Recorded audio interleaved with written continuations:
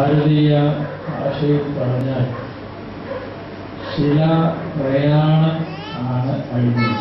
ഇനി ശിലാന്യാസ് എന്ന് പറയുന്ന ശിലാസ്ഥാപനം നാളെ നടക്കണം. വളരെ അർത്ഥപൂർണമാണ്. അരിമലയിൽ നിന്ന് തന്നെ ഈ പ്രയാണം തുടങ്ങി ഇവിടെ എത്തിയിരുന്നത്. പരിശുദ്ധനായ മാർത്തോമാ ശ്ലീഹായുടെ ഓർമ്മ കൂടെയാണല്ലോ ഇന്ന്. അദ്ദേഹത്തിന് ശേഷം മലങ്കര സഭ അഥവാ ഭാരതം കണ്ട വലിയ മിഷനറിയും ത്യാഗിയും ആയിരുന്നു പരമ്പരമാർ ഗ്രിഗോറിയോസ്. വിദേശ മിഷനറിയൊന്നുമല്ല. ഇവിടെ വന്ന് 20 വർഷം താമസിച്ച് ഇരുത്തുകാരനായി തീർന്ന ഒരാളാണ് വിശുദ്ധ മാർത്തോമാ ശ്ലീഹ. പരമ്പരമാർ ഗ്രിഗോറിയോസ് പിതാവാകട്ടെ മുളന്തുരുത്തി പ്രദേശത്ത് ജനിച്ചു വളർന്ന് അദ്ദേഹത്തിന്റെ ജീവിതത്തിന്റെ ആദ്യ കാലഘട്ടം പൂർവാശ്രമം എന്ന് പറയാവുന്നത് ഈ നാട്ടിലാണ് ചെലവഴിച്ചത്. പിന്നീട് അദ്ദേഹത്തിന്റെ ഔദ്യോഗിക കർമ്മരംഗം പരിമല കേന്ദ്രമായിട്ടുള്ള മേഖലയിലേക്ക് മാറിയത് കൊണ്ട് എല്ലാ അർത്ഥത്തിലും കേരളത്തിലെ കാര്യമെടുത്താൽ വടക്കിനെയും തെക്കിനെയും തമ്മിൽ വളരെ ആരോഗ്യകരമായി ബന്ധിപ്പിക്കുന്ന പാലം അഥവാ കണ്ണി ആണ് പരമ്പരമാർ ഗ്രിഗോറിയോസ്. അദ്ദേഹത്തിന്റെ മിഷനറി താല്പര്യവും ത്യാഗവും വളരെ അസാധാരണമായിരുന്നു. അതുവരെയും നസ്രാണി പാരമ്പര്യത്തിൽ ഇങ്ങനെ ഒരാള് ഉണ്ടായിട്ടില്ല. പരിശുദ്ധനായ മാർത്തോമാ ശ്ലീഹ തോമസ് എന്നതിന് ഇരട്ട എന്ന് പറയുന്നത്, ദിദിമോസ് ഇരട്ട എന്ന് വിളിക്കപ്പെടുന്ന തോമ വളരെ അസാധാരണനായ ഒരു മനുഷ്യനാണ്. തോമാ ശ്ലീഹ മുൻകൈയെടുത്ത് സ്ഥാപിച്ച എല്ലാ പള്ളികളും പരിശുദ്ധ കന്യാമറിയാമ്മയുടെ നാമത്തിലാണ്. ഈ പ്രദേശത്ത് ഉള്ള പ്രധാന പള്ളി മാർത്തോമാ ശ്ലീഹായുടെ നാമധേയത്തിൽ തന്നെ. അദ്ദേഹം വളരെ ഏറെ അസാധാരണത്വം ഉള്ള ഒരു മനുഷ്യനാണ്. ഞാൻ പലപ്പോഴും ചിന്തിച്ചിട്ട് എന്തായി ഇരട്ട എന്ന് പറയുന്നതിലുള്ള സാങ്കത്യം. തോമസ് അപ്പോസ്തലന്റെ സംഘം അദ്ദേഹത്തിന് ഇരട്ട സഹോദരനുണ്ടെന്നല്ലോ നമ്മൾ സഹോദരിയുണ്ടെന്നല്ലോ വ്യാഖ്യാനിക്കുകയായി നമുക്കറിയില്ല. വേറെ ചിലർ പറയുന്നത് വിരലിങ്ങനെ ചേർന്നിരിക്കുകയായിരുന്നു, അത് നിലാവിൽ തട്ടപ്പം വേർതിരിക്കുന്നു. എന്തായാലും ഇരട്ട എന്നുള്ള അർത്ഥമാണ് അദ്ദേഹത്തിനുള്ളത്. അദ്ദേഹത്തിന്റെ ഈ അസാധാരണമായ വ്യക്തിത്വത്തിൽ ഈ ഇരട്ടെ രണ്ടും കൂടെ ചേർത്ത് പറഞ്ഞാൽ അതിസാഹസികനായ ഒരു മനുഷ്യനാണ്. നമ്മൾ രണ്ടുപേരെ കാണുന്നുണ്ട്. ഒന്ന് പൗലോസ് അപ്പോസ്തലൻ വളരെ സാഹസികനായി അറിയാൻ മേലാത്ത സംസ്കാരങ്ങളിലും വീടുകളിൽ മാത്രമുള്ള സ്ഥലങ്ങളിലും പോയി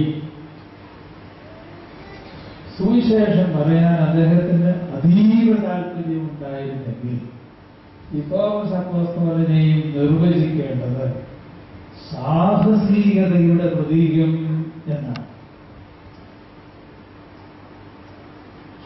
ഭാരതത്തെ കുറിച്ച് കേട്ടിട്ടുണ്ടോ എന്ന് പോലും അറിയാൻ മേലാത്ത.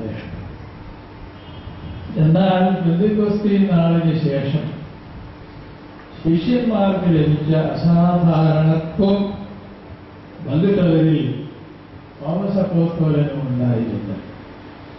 അപ്പൊ അദ്ദേഹം ഇത്രയും ദൂരെ പരിചയമില്ലാത്ത സ്ഥലം, ഇടപെട്ടിട്ടില്ലാത്ത സംസ്കാരം, പഠിച്ചിട്ടില്ലാത്ത ഭാഷ, ഇതെല്ലാം പോലെ ഒരു സ്ഥലത്തേക്ക് സ്വയം തിരഞ്ഞെടുത്തതോ കിഴക്കൻ പാരമ്പര്യത്തിൽ പറയുന്നവരാണ് കർത്താവോ അതിനയച്ചോ ആവട്ടെ, എങ്കിലും ഒരു ഒരു പ്രാർത്ഥനാ ഗാനം സെയിന്റ് തോമസിന്റെ ഓർമ്മയോടനുബന്ധിച്ച് നമുക്ക് പിടിക്കുന്നു.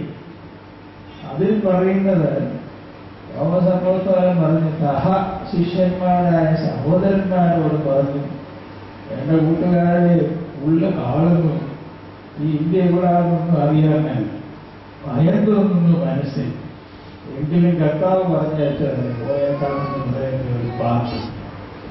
അപ്പൊ അദ്ദേഹത്തിന് തികച്ചും അപരിചിതമായ ഒരു സ്ഥലം, കുറെ യഹൂദന്മാരോട് ഉണ്ടായിരുന്നത് ശരിയാണെങ്കിൽ അങ്ങനെ ഒരു സ്ഥലത്തേക്ക് വന്ന് ദീർഘത 20 വർഷം തുടർച്ചയായി ഒരു അപ്പോസ്തലനും ഈ തോമസ് അപ്പോസ്തലനല്ലാതെ ഒരു തരം താമസിച്ചു. സുവിശേഷം അറിയിക്കാൻ ഒരു നാട്ടിൽ ഒരു അപ്പോസ്തലൻ 20 വർഷം തുടർച്ചയായി പ്രവർത്തിച്ച് ചരിത്രം. അദ്ദേഹത്തിന്റെ സാഹസികതയിൽ ഈ പ്രയാണം മാത്രമല്ല, സാഹസികതയെ കുറിക്കുന്നതിൽ ഇന്ന് വായിച്ചു കേട്ട നമുക്കും പോയി മരിക്കാം, ശാപേറാകാനൊന്നുമല്ല, മെഡിക്കൽ സമരം ചെയ്യാൻ പോകാനൊന്നുമല്ല, പോയി മരിക്കാം കർത്താവിന്റെ കൂടെ എന്ന് പറയുന്ന ആളെ ചില്ലറക്കാരനല്ല, അയ്യോട് തന്നെ പേടിച്ചു കൂടുന്ന ആളൊന്നുമല്ല. അദ്ദേഹത്തിന്റെ അസാധാരണ വ്യക്തിത്വത്തിൽ 2 മാനങ്ങൾ കാണുന്നു. ഒന്ന്, ഗുരുവിനോട് ഒടുങ്ങാത്ത സ്നേഹമാണ്, അത് വെണ്ണ പോലെ അരിയുന്നത്. അവൻ മരിക്കാൻ പോകാമെങ്കിൽ ഞാനേ പോയി കഴിക്കും. തന്നെയുമല്ല, എനിക്ക് ആ മുറിവിലൊന്ന് തൊടണം എന്ന ഒരു കുഞ്ഞിനെ പോലെ സാഠ്യം പിടിക്കുന്ന ഒരു യഹൂദാഗോത്രക്കാരനെ വേറെ കാണാനില്ല, ആരുമില്ല. എനിക്ക് ആ മുറിവിൽ വിരലിടണം, വിരാഗ് കുത്തി തന്നതിന്റെ കൈ കൊണ്ട് അവർ അവരെ പുറത്തുണ്ടെന്നാണ്. കൈയുടെ വേണമെങ്കിൽ വിരല് കൊള്ളണമെന്ന്, വിരാഗിൽ കൈ വെക്കണമെന്ന് പറഞ്ഞാൽ ഒത്തിരി പുറത്തേക്കൊന്നായിട്ട് വളർന്നു, അല്ലെ അവിടെ വിരല് വെച്ചാണ്. ഇങ്ങനെയൊന്ന് ആഗ്രഹിക്കുകയും ഒരു തരം ശാഠ്യമാണ്, സ്നേഹത്തിൽ കുതിർന്ന ശാഠ്യമാണ്. അത് ശാസ്ത്രത്തിന്റെ മനസ്സോ എന്തോ ആയിക്കൊള്ളട്ടെ, ഒരു ശാഠ്യം, സ്നേഹം കൊണ്ടൊരു ശാഠ്യം. ഇന്നാളെ ഫോണിൽ വിളിച്ചപ്പോൾ ഫോണിൽ കൂടെ ആദ്യം പാട്ടാണ് കേൾക്കുന്നത്. അങ്ങനെ പല പാട്ടിനെ കളിക്കുന്നത് ജീവനം.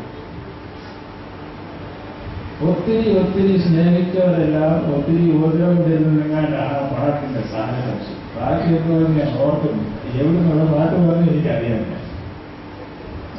ഒത്തിരി സ്നേഹിച്ചവരെല്ലാം ഒത്തിരി കുഴപ്പമുണ്ടാക്കുന്ന, വേദന ഉണ്ടാക്കുന്ന ഏതാണ്ട്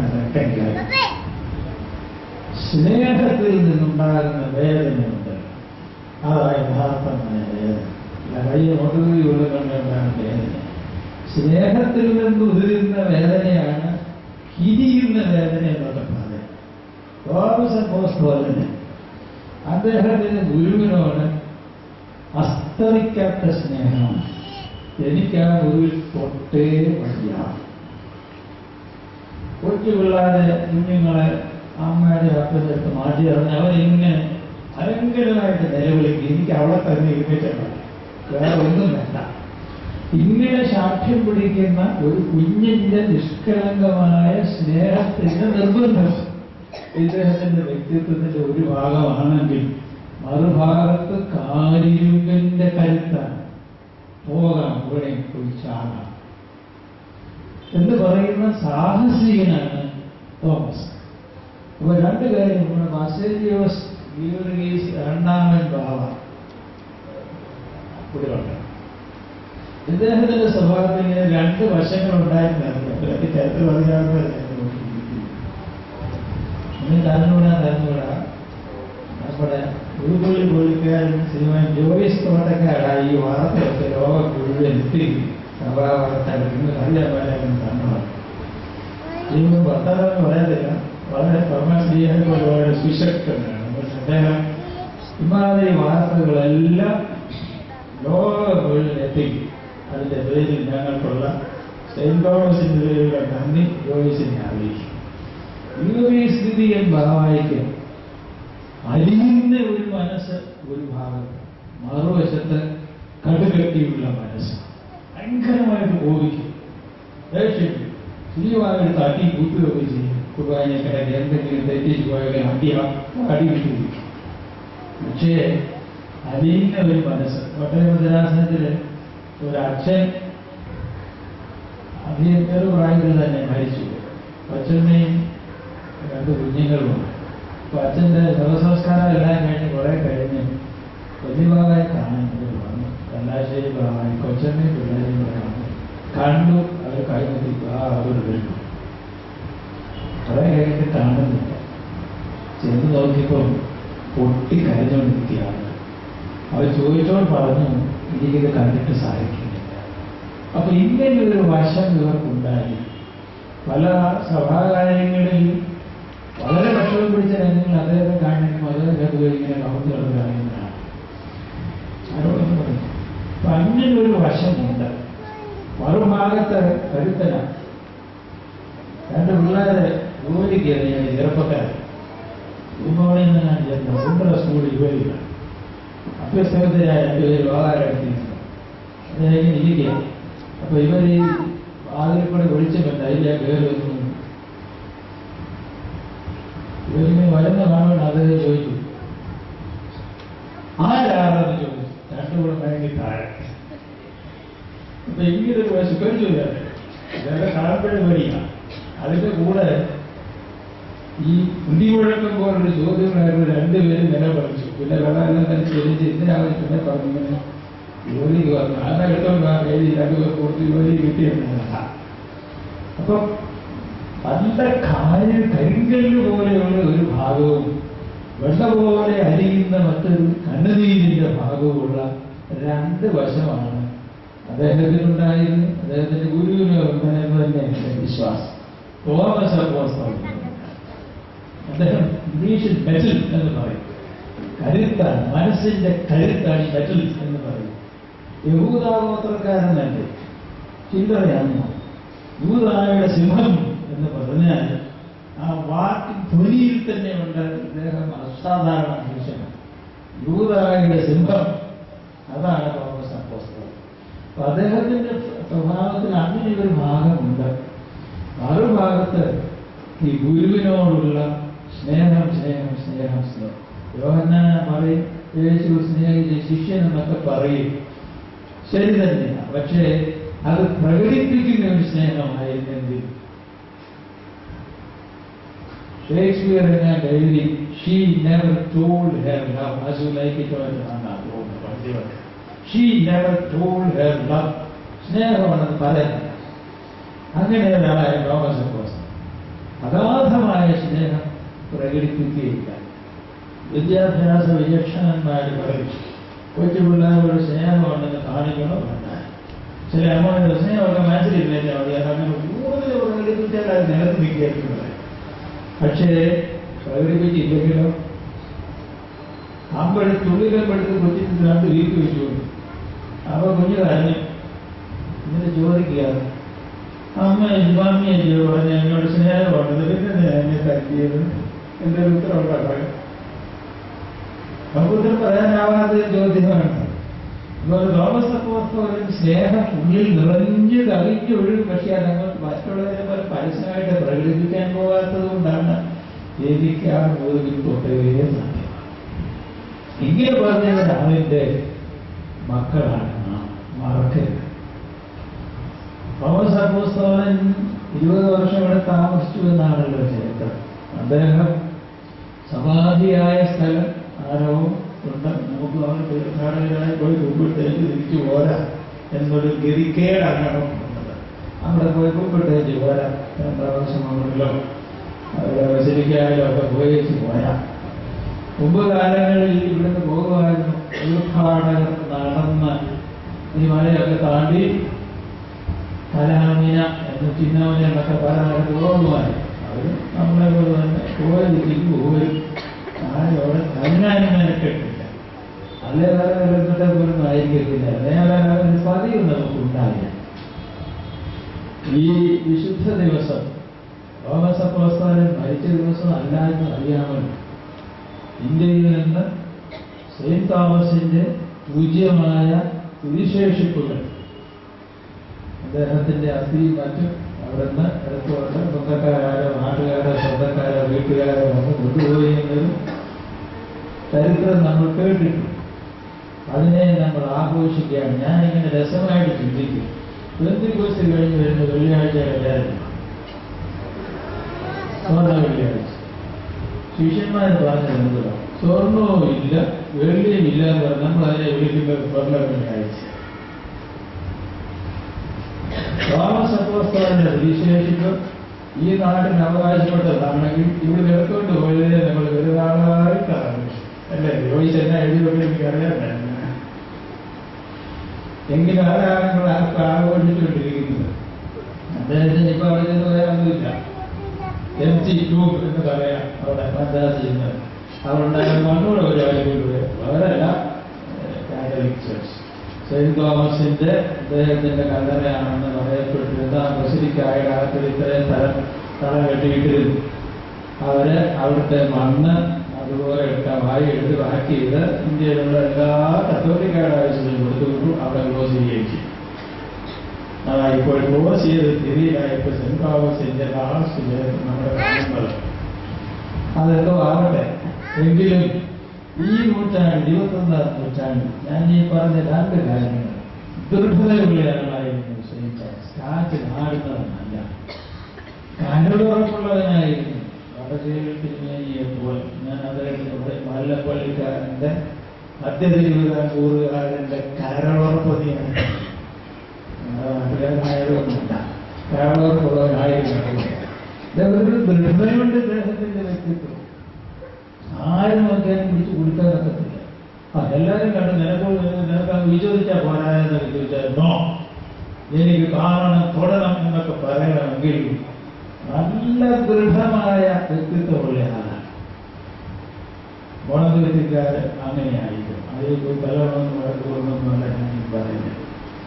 മോണവ്യക്തി പ്രദേശത്തുള്ള നല്ല ദൃഢതയുള്ളവരായിരിക്കണം. ഇതൊരു പുണ്യഭൂമിയാണ്. ഞാൻ പറഞ്ഞു, അലങ്കര സഭയുടെ തീർത്ഥാടന ഭൂമിയാണിത്. ഇതിന്റെ സവിശേഷതകളുണ്ട്. ഭാവിയിൽ ഇവിടെ ഉയർന്നു വരേണ്ട ഒരു സമുച്ചയമുണ്ട്. അതിനെ നമ്മൾ ഭാവികേക്ഷണമെന്നോ സ്മൃതി മണ്ഡപമെന്നോ എന്ത് വേണേ വിളിച്ചോളൂ. പക്ഷേ ഉയർന്നു വരുന്നത് മുളന്തുരുത്തിയുടെ വിശുദ്ധിയുടെയും ദൃഢതയുടെയും ആത്മാഭിമാനത്തിന്റെയും അസ്രാണി പൗരുഷത്തിന്റെയും പ്രതീകമായിരിക്കണം. ഈ നമ്മളിരിക്കുന്ന സ്ഥലത്ത് ഉയർന്നു വരേണ്ടത് സ്വപ്നം കാണുന്നതാണ്. യോവേൽ പ്രവാചകൻ പറഞ്ഞു, സ്വപ്നം കാണുന്നത് കാര്യമായിരുന്നു. നമ്മളിവിടെ ചെറുപ്പക്കാർ മാത്രമേ സ്വപ്നം കണ്ടു. ഒരു 60 കഴിഞ്ഞാൽ നിങ്ങൾക്ക് ഇഷ്ടമാണ് സ്വപ്നങ്ങൾ ഭരിക്കുമെന്ന് പറയും. പക്ഷേ യോവേൽ പ്രവാചകൻ ഇത് 2 കൂട്ടർ കൊടുത്തിട്ടുണ്ട്. യൗവനക്കാർ സ്വപ്നവും ദർശനവും പ്രായമുള്ളവരും ദർശനങ്ങളോട് പറഞ്ഞാൽ നമ്മൾ ആരും അത്ര ചിന്തിച്ചില്ല. അതുകൊണ്ട് മുളന്തുരുത്തിയിലുള്ള എല്ലാ ഓപ്പറേഴ്സുകാരും സ്വപ്നങ്ങളാണ്. അതായിരിക്കും പറയാൻ ദൃഢതയുള്ളവരായി ഒരുമയോടും. തോമസ് അപ്പോസ്തലന്റെ ബിരുദാണ് പറഞ്ഞു വരുന്നത്. അദ്ദേഹം പറഞ്ഞു, കൂട്ടരെ പോകാം, മരിക്കണമെങ്കിൽ മരിക്കാം. അത് ഐക്യത്തിന്റെ പ്രതീകമായി പറ്റിയാണ്. വരൂ കൂട്ടരെ പോകാം, മരിക്കണമെങ്കിൽ അവന്റെ കൂടെ അവൻ മരിക്കുകയാണ്. നമുക്ക് യഹൂദയിൽ പോയി മരിക്കാമെന്ന് പറയുന്നത് യൂണിറ്റിയാണ്, അവരുടെ ഐക്യമാണ്. അവരുടെ മുളന്തുരുത്തിയിലുള്ളവർ ഐക്യമുള്ളവരായിരിക്കണം, നല്ല ദൃഢതയുള്ളവരായിരിക്കണം. പരിപാലനത്തിന്മേൽ നടന്ന മണ്ണ്, അദ്ദേഹം കുർബാന ചെയ്തിട്ടുള്ള സ്ഥലം, അദ്ദേഹം പിറന്നു വീണ മണ്ണ്, പിച്ച വെച്ച് നടന്ന വീടും ചുറ്റുമൊക്കെ കഴിഞ്ഞ വർഷം ഞങ്ങൾ പോയി കണ്ടു. അങ്ങനെ ഒരു സ്ഥലം വളരെ അസാധാരണമാണ്. പ്രത്യേക സാഹചര്യങ്ങളൊക്കെ ഉണ്ടായിട്ടുള്ളതായിട്ട് നമുക്കറിയാം. അതിനെന്ത് അറിയുന്നത് നമുക്കറിയാനല്ല. പലതും നമുക്ക് അറിയാവുന്നതിനേക്കാൾ കൂടുതൽ അറിയാൻ മേലാണ്. ഇത് അറിവുള്ളവരെ പറയുന്നത്. നമ്മൾ ഇതുവരെ അറിഞ്ഞതിനേക്കാൾ കൂടുതലാണ് അറിയാൻ മേലാത്തത്. ശാസ്ത്രമായിട്ടുള്ള എന്താണ്, അതുകൊണ്ട് എന്താണ് നാളെ നമുക്കറിയില്ല. എങ്കിലും കൊച്ചുകൊണ്ടരാസനത്തിന്റെ ഒരു ശക്തി കേന്ദ്രവും ഏറ്റവും കൂടുതൽ ഇടവക്കാരുള്ളത് മുളന്തുരുത്തി പള്ളിയാണ്, അല്ലേ? ഏറ്റവും കൂടുതൽ ഇടവകാരങ്ങളുള്ളത് കഴിഞ്ഞ ഒരു എറണാകുളം കത്തീഡ്രൽ സെന്റ് മേരീസ് ഒക്കെ. അതുകൊണ്ട് ഇത് ഒന്നാമത്തെ ദേവാലയം പോലെ കരുതി അതിന്റെ അന്തസ്സ് കാത്ത് സൂക്ഷിച്ച് ഇവിടെ ഒന്നാം തരം തോമസ് ഗ്രിഗോറിയോസ് സ്മൃതി മണ്ഡപം ചേർത്ത് കാതോലിക് സെന്റർ എല്ലാമായിട്ട് തീർത്ഥാടന കേന്ദ്രമായി ഉയർന്നു വരാൻ വേണ്ടി നമ്മൾ പ്രാർത്ഥിക്കുകയും സ്വപ്നം കാണുകയും നമ്മൾ സ്വപ്നം കാണുമ്പോൾ ദൈവം സ്വപ്നം യാഥാർത്ഥ്യമാണ്. സ്വപ്നം ചിലർക്ക് ചില കാലമൊത്തിരും എന്നല്ലേ പറയുക. അവിടെ നമ്മൾ കാണുന്ന നല്ല സ്വപ്നങ്ങൾ ദൈവം യാഥാർത്ഥ്യമായി പരിഭാഷപ്പെടുത്തി ട്രാൻസ്ലേറ്റ് ചെയ്തു കൊണ്ട് ഇന്നുകൊണ്ട് സ്വപ്നം കാണാം. ജോലി ചെയ്ത് മുഴുവൻ ലോകം മുഴുവൻ എത്തിക്കും. ഇദ്ദേഹത്തിന്റെ ആ സംവിധാന ടെക്നോളജിയിൽ കൂടെ ലോകം മുഴുവൻ അറിയും. മോഹൻതുരുത്തിക്കാരുടെ സ്വപ്നം കാണണമെന്ന് ഞാൻ പറഞ്ഞു. നല്ല സ്വപ്നം കാണാൻ നിങ്ങൾ ഒരുമിച്ച് നിൽക്കാം. ഒരഭിപ്രായം ഇന്ന് കൊച്ചു കൊച്ചു കാര്യങ്ങൾ കൂടി അങ്ങോട്ട് പിള്ളേരെ കൊള്ളുന്ന പോലെ അതൊന്നും നമുക്ക് ആവശ്യമില്ല. താരങ്ങൾ എന്നെ തൊട്ടു, അവരെന്നെ ഉള്ളി എന്നെ ജോലിച്ച് നോക്കിയിട്ടൊക്കെ കാലം പോയി. ഇനിയും നമുക്ക് വേണ്ടത് കരുത്തോടുകൂടി ഒന്നായിട്ട് നിൽക്കണം. അതുകൊണ്ടാണ് ഞാൻ പറഞ്ഞു ചെറുപ്പക്കാരുടെ ആവശ്യമെന്ന് പറഞ്ഞു. I need you. The diocese needs you. The church needs you. ഇത് കേൾക്കുന്ന എല്ലാ യൂത്തിനോടും ഞാൻ പറയുന്നു, the church is proud of its youth. The church needs the young people. ചെറുപ്പക്കാരെ സഭയ്ക്ക് വേണം, ചെറുപ്പക്കാർക്ക് സഭയും വേണം എന്ന് ഇത് രണ്ടും ശരിയായിട്ട് നിങ്ങൾ പറയും. അതുകൊണ്ട് ആയത് പ്രായത്തിലുള്ളവരാകട്ടെ, ഇന്ന് മുതൽ നമ്മൾ ഇതുവരെ പ്രാർത്ഥിച്ചില്ലെന്നാണ്. ഇന്ന് മുതൽ സ്വപ്നം കാണുകയും പ്രാർത്ഥിക്കുകയും ഈ സ്ഥലത്ത് മനോഹരമായി സഭയ്ക്ക് അന്തസ്സുള്ളതായി തീർത്ഥാടന കേന്ദ്രമായി തലയുയർന്നു നിൽക്കുന്ന അതിന്റെ ഉച്ചിയിൽ കുഴിച്ചുള്ള പരമല പുണ്യവാളന്റെ ആശീർവാദമുള്ള അവിടെ നിന്നാണ് ഈ ശില വന്നിരിക്കുന്നത്. ഈ ശിലാന്യാസയോടെ ഞാൻ പറഞ്ഞത് കൊണ്ട് അദ്ദേഹത്തിന്റെ നാമധേയം ഇവിടെ പ്രഘോഷിക്കപ്പെടും. തോമസ് അപ്പോസ്തലന്റെ അതിന് ചേരുന്ന ഒരു സമുച്ചയം ഇവിടെ ദൈവകൃപയാൽ ഉണ്ടാകും. നമുക്ക് എങ്ങനെയൊക്കെ ഉണ്ടാകും. അതിലെല്ലാവരും സഹകരിക്കുമെന്ന് എന്റെ വിചാരം. ഇവിടെയുള്ളവരും പുറത്തുണ്ട്. ഈ മെസ്സേജ് ഇപ്പം മിക്കവാറും എല്ലായിടത്തും എത്തിയില്ല, രാജ്യങ്ങളിൽ എത്തിയില്ല. മുളന്തുരുത്തി ഒരു മാർത്തോമൻ സ്മൃതി മണ്ഡപവും അതുപോലെ തിരുമേനിയുടെ സ്മൃതി മണ്ഡപം ഉയരുന്നു എന്നുള്ള വാർത്ത ചെല്ലാത്ത സ്ഥലമുണ്ടിപ്പോൾ. അതിനുവേണ്ടി പ്രയത്നിച്ചുകൊണ്ടിരിക്കുന്നവരുള്ളതെന്ന് എനിക്കറിയാം. ഇവിടുത്തെ വൈദികരും അണിഞ്ഞങ്ങൾ ഇടവക്കാരും ഒറ്റ അഭിപ്രായം നിൽക്കണം. കാര്യം തിരിച്ച് വെച്ചോണം. ഈ കല്ലാശ്ശേരി ബാബായ അദ്ദേഹത്തിന്റെ സഹോദരൻ ഇടയ്ക്കിടയ്ക്ക് കാണാനില്ല. ബാബായുടെ ഇളയാണെന്ന് തോന്നുന്നു. അത് ചെമ്മാച്ചന്മാരോട് പറഞ്ഞു, ബാബായുടെ സെക്രട്ടറിമാർ, നിങ്ങൾ ഈ ബാബായുടെ പ്രോഗ്രാം എല്ലാം പരസ്യപ്പെടുത്തുക. അറിയാൻ രഹസ്യങ്ങൾ തരം തിരിച്ച് വെച്ചുകൊണ്ട് ബാബ പറയുന്ന തരം തിരിച്ച് ചിലതൊക്കെ വിളിച്ച് പറയേണ്ടതാണ്. ചിലത് വീട്ടുകാർ മാത്രം പറയണം, ചിലത് ആരും അറിയാത്തത്. ഇപ്പോഴെങ്കിലും അറിഞ്ഞ ദൈവത്തിനാമ ക്ഷേത്രത്തിന്റെ നാട്ടൊക്കെ ഉണ്ടെന്ന് അറിയാവുന്നവരല്ലാതെ രഹസ്യങ്ങൾ തരം തിരിച്ചു വെച്ചു. നിങ്ങൾ മാത്രം അറിയേണ്ട കാര്യം നിങ്ങൾ മാത്രം അറിയാം. അല്ല ചുമ്മാ വഴി പറയുന്നത് നടക്കില്ല. ബന്ധുക്കളുടെ ലക്ഷണമാണ്. ദൈവം നിങ്ങളെ സഹായിക്കട്ടെ. ഈ രണ്ട് മഹാരഥന്മാരായ ആത്മീയ മഹാചാര്യന്മാരാണ് തോമസ് അപ്പോസ്തലനും കരുമല പുണ്യമാണ്. അവരുടെ അനുഗ്രഹത്തോടുകൂടെ ഈ കാര്യങ്ങളെല്ലാം ഭംഗിയായിട്ട് നടത്തണം. അച്ഛനെനിക്ക് 10 മിനിറ്റ് നടത്തണം. ഇപ്പോൾ എന്റെ കാര്യത്തിനാണ് 25 മിനിറ്റ് കഴിഞ്ഞാണെന്നത്. അതുകൊണ്ട് അച്ഛൻ ദയവായി ക്ഷമിക്കുക. ഇതെന്റെ ഒരു ദൗർബല്യമാണ്. ചിലപ്പോൾ ആവേശം കയറി അങ്ങനെ ഓരോ പറഞ്ഞു പോകുന്നത് മാത്രം. അവിടെ ദൈവം നിങ്ങളെല്ലാവരും അനുഗ്രഹിക്കട്ടെ. നാളത്തെ കാര്യങ്ങളെല്ലാം വളരെ ഭംഗിയായി നടക്കാൻ വേണ്ടി നമുക്ക് പ്രാർത്ഥിക്കണം. എല്ലാ വ്യക്തികളെയും കുടുംബങ്ങളെയും സർവശക്തനായ ദൈവം വാഴ്ത്തി അനുഗ്രഹിക്കട്ടെ. ബാക്കി കാര്യങ്ങൾ ഇപ്പോൾ അച്ഛൻ നമ്മളെ അറിയിക്കും.